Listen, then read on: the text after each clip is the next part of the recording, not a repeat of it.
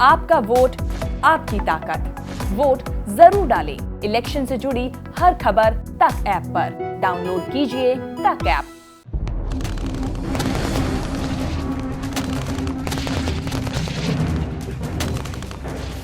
रूस और यूक्रेन के बीच विवाद बढ़ता जा रहा है। अब ये बड़े युद्ध का रूप लेने जा रहा है। रूस अब तक 3 तरफ से यूक्रेन को घेर चुका है। विवाद को लेकर अमेरिका की तरफ से बड़ा दावा किया गया है। अमेरिका की खुफिया एजेंसी का कहना है कि अब रूस ने 1,30,000 रूसी सैनिकों का जमावड़ा यूक्रेन की सीमाओं पर कर दिया है।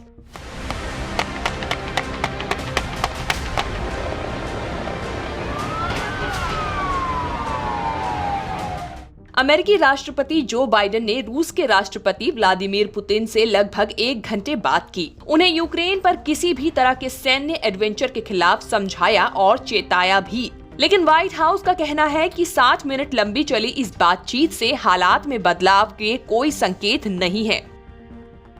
अमेरिका की गुप्तचर एजेंसियों का ऐलान है कि रूस ने यूक्रेन की घेराबंद के लिए मिसाइल, एयरफोर्स, नेवी फोर्स और स्पेशल फोर्सेस को तैनात किया है। इसके अलावा हमले की स्थिति में अपने कई सप्लाई चेन को भी दुरुस्त किया है। रूस ने काला सागर में 6 जंगी जहाजों को भी उतार दिया है। इसके साथ ही समुद्री तटों पर रूस ने ताकत में बड़ा इजाफा किया है।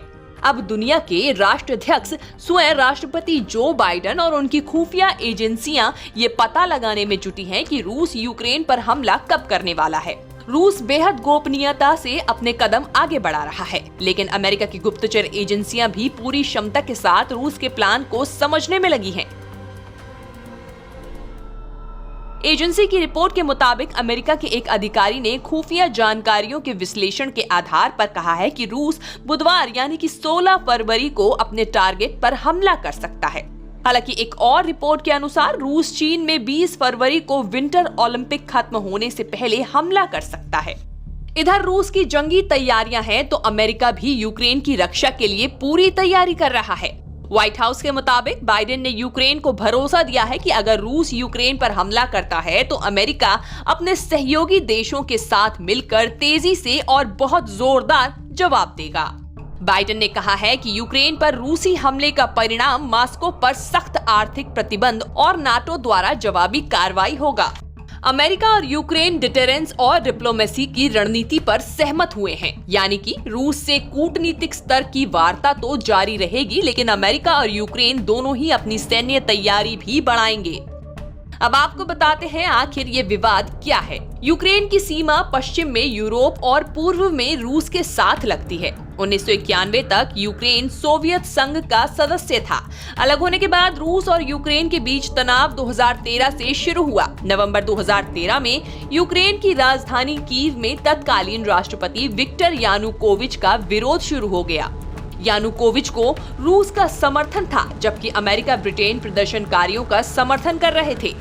फरवरी 2014 में यानुकोविच को देश छोड़कर भागना पड़ा। इससे नाराज होकर रूस ने दक्षिणी यूक्रेन के क्रीमिया पर कब्जा कर लिया। साथ ही वहां के अलगाववादियों को समर्थन दिया। अलगाववादियों ने पूर्वी यूक्रेन के बड़े हिस्सों पर कब्जा कर लिया। तब से ही रूस समर्थक अलगाववादियों और यूक्रेन की सेना के बीच लड़ाई चल रही है और अब ये विवाद बड़ा रूप लेने जा रहा है। न्यूज़ तक ब्यूरो।